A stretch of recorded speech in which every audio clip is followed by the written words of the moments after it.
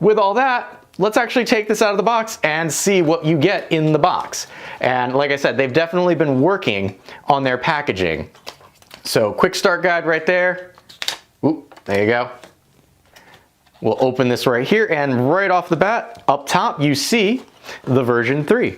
Now with, there you go, see, forgot. They have a nice little pull tab. And this is partially why I'm doing an unboxing. I really don't normally like doing these, but they definitely have been stepping up their minimalist game for packaging. So here we just kind of wrap that around. We'll put that off to the side. Here is the version 3. We'll just open up this packaging.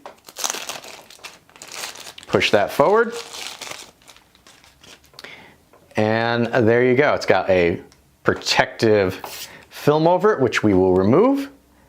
And there you go. That's the version 3. We're going to finish walking through the other things that you get in the box here. So you've got your metal disc. Why do you get a metal disc, you ask? Well, your version 3, just like the version 2,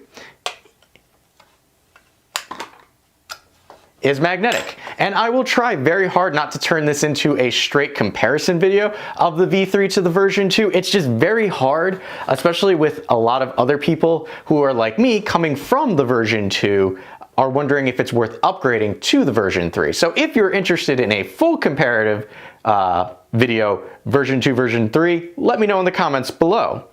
Here we have a flat micro USB 6-foot cable, and for most that's going to be enough to get where you want to go. However, you may need an extension, which is fine because it's just a micro USB cable. You can pick up one that has extra length if you need it. And then we're going to pull out here. This is going to be our mounting hardware should we want to actually mount and not just use the metal plate or magnets our V3 somewhere.